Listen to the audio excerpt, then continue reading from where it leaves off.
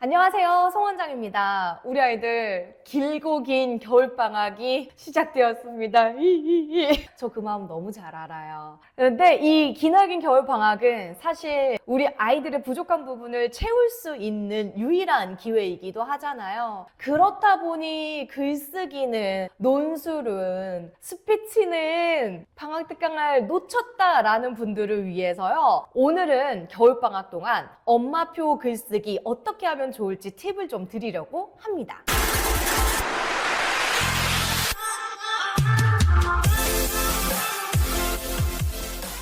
많이 하면 많이 할수록 급성장할 수 있는 게 바로 이 글쓰기입니다. 하지만 저도 알아요. 우리 엄마 아빠도 알잖아요. 손가락 쥐고 매일매일 글을 쓴다라는 거 너무 귀찮고 손가락 아픈 일입니다. 그럼에도 불구하고 그 귀찮은 부분만 극복하면 우리 아이들이 성장할 텐데, 그래서 저학년은 주 5일 글쓰기를 추천하고요. 고학년은 주 2회 글쓰기를 추천합니다. 저학년은 기본적으로 고학년보다 글쓰기의 분량이 길지 않기 때문에, 그래서 자주 쓰는 습관을 길러주는 데 포커스를 맞춰보시면 될 것 같고요. 고학년들은 글의 양이 길어지기 때문에 한 번 쓸 때 조금 더 집중해서 쓸 수 있게끔, 글의 퀄리티를 챙길 수 있게끔 주 2회에 몰입하는 걸 추천합니다. 아니, 주 5일 동안 글을 써야 되는데 도대체 5일 동안 어떤 글을 써야 될까? 5일 동안 일기만 쓰라고 그러면 맨날 오늘은 뭐 했다, 그래서 뭐뭐 했다, 행복했다. 어떻게 내가 이 친구의 글쓰기를 건드려야 되나? 그래서 제가 추천하는 방향은 주 3회 일기 쓰기, 주 2회 독서록 쓰기입니다. 사실 주 3회 일기 쓰는 것도요, 어떤 주제로 써야 되나 고민이 돼요. 오늘은 어디에 가서 뭐 했다, 그래서 재밌었다, 다음에 또 가고 싶다. 그럼 이제 어머니 아버님 우리 아이의 일기를 한번 확인하는 순간, 야, 이거 어떡하지? 노답이다 하실 거예요. 제가 3가지 일기의 테마를 좀 정해드리려고 합니다. 첫 번째 테마는 방문 일기. 그러니까 우리가 일주일 중에 한 번은 어딘가 가실 거 아니에요. 그에 대한 장소에 대한 일기를 써보는 거죠. 거기에 왜 가게 됐고, 그곳에서 무엇을 했고, 그래서 내가 어떤 점을 느꼈는지 조금 더 구체적으로 써보는 첫 번째 방문 일기.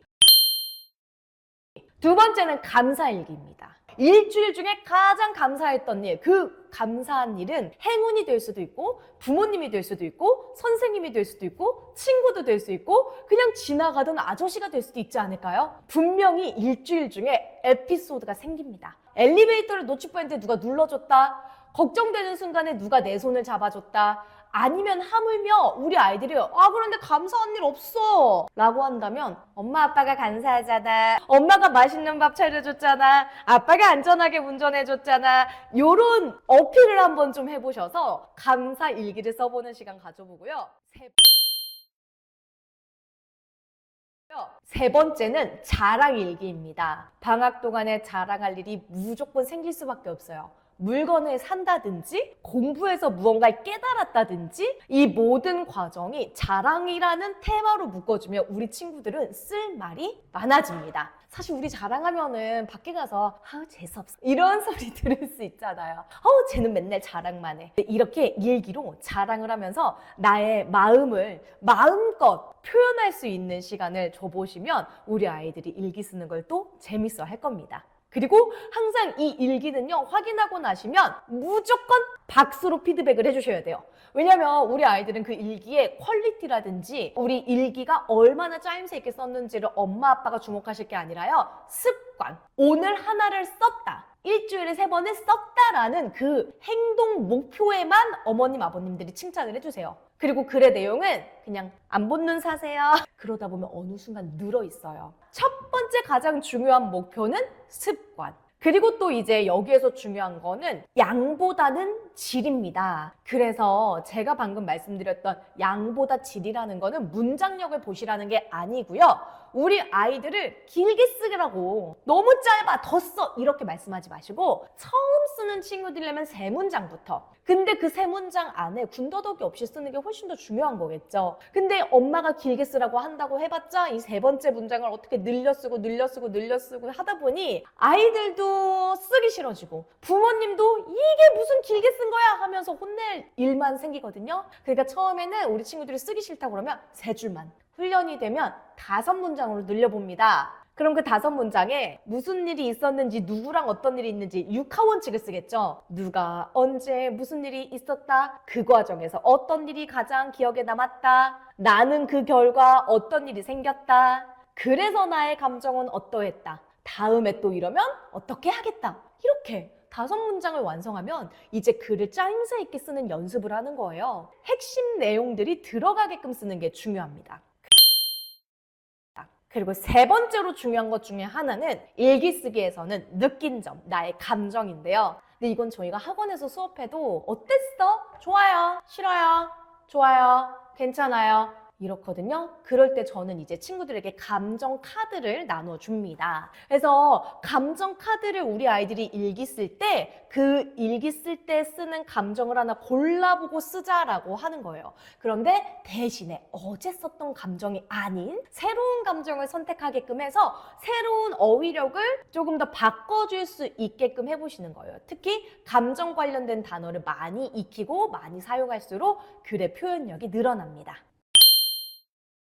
그럼 이제 2번째, 주 2회 독서록은 어떻게 써야 할까? 일단 이 일주일 동안 읽었던 책 중에 2권을 골라서 쓰는 건데요. 일기와 마찬가지로 길게 쓰는 것보단 질이 중요합니다. 그래서 독서록도 마찬가지로 3문장부터 시작을 하고 5문장으로 늘려가는 연습을 해보면 어떨까요? 특히나 처음에는요, 줄거리를 요약하는 것도 힘듭니다. 첫 번째, 줄거리의 양을 정해주세요. 아이들이 글을 쓰다 보면 특히 독서록을 쓸 때는요, 줄거리가 장황해지는 경우가 많아요. 10줄을 썼는데 8줄이 줄거리고 2문장만 나의 생각인 경우가 있거든요. 줄거리는 2문장에서 3문장으로 국한시켜 주십니다. 전체 양이 중요한 게 아니라 줄거리의 비중을 줄여줌으로써 나의 생각의 양을 늘릴 수 있게끔 그 부분을 열어보는 거예요. 대부분의 우리 저학년 친구들이 읽는 책들은 결론이 있고요. 또 뭐 인과응보라든지 교훈이 있습니다.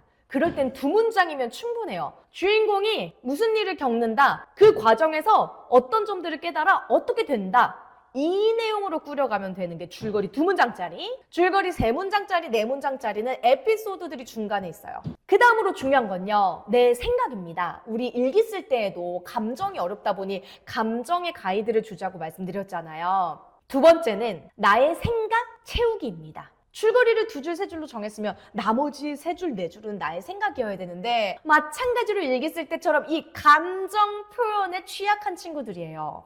엄마의 생각, 아빠의 생각 주입하지 마시고 느낀 점 쓸 거 없어? 그럼 요렇게 한번 써보면 어때? 내가 주인공이라면? 주인공이 겪었던 일이 나랑 비슷했던 경험 어떤 게 있었지? 이 책의 뒷이야기는 어떻게 될까? 상상해서 써볼까? 그래서 이 책을 읽었더니 나에게 내 마음이 어땠어? 막 울렸어? 그래서 난 앞으로 어떻게 해야겠다는 다짐을 했어? 주인공에게 편지를 써보는 거 어떨까? 이렇게 해서 조금 더 독서록의 패턴을 다양하게 써주는 그 느낀 점을 뭐뭐해서 재밌었다가 아니라 독서록을 어떻게 써야 될까 막막했다 라고 하면 이런 가이드들을 한번 참고해보세요.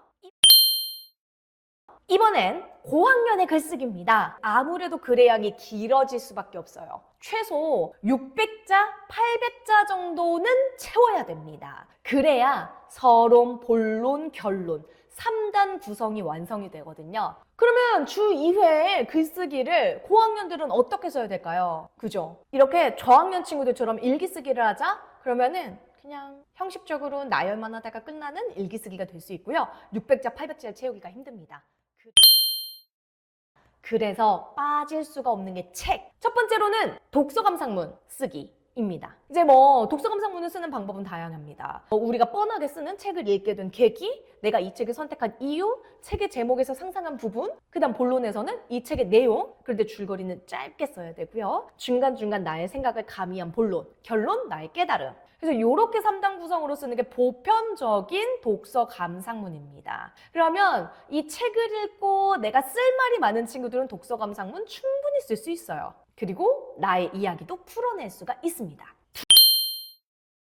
두 번째, 책의 내용을 모사해서 쓰기. 독서록을 쓸 수 있는 책이 있는가 하면 책을 읽었을 때 재밌긴 한데 뭔가 글로 쓰려고 하니 표현이 조금 어렵네 라는 책들이 덜어있어요. 결론이 없이 스토리텔링만 좀 재밌는 책들이 있거든요. 그럴 때는 이 책에서 표현력이 좋은 그 한 파트를 모사합니다. 똑같이 베껴 쓰는 게 아니라 주어, 목적어, 행동을 나의 경험으로 대체시키는 거죠. 그럼 이때는 내가 스스로 창작하는 부분과 책의 내용을 빌려서 표현력에 집중하는 글쓰기를 할 수 있어요. 작가의 문장에 나의 내용을 가미해서 표현력을 늘리는 연습을 할 수 있거든요. 그렇게 하다 보면 자연스럽게 나의 경험을 토대로 해서 에세이를 완성해 갈 수가 있습니다.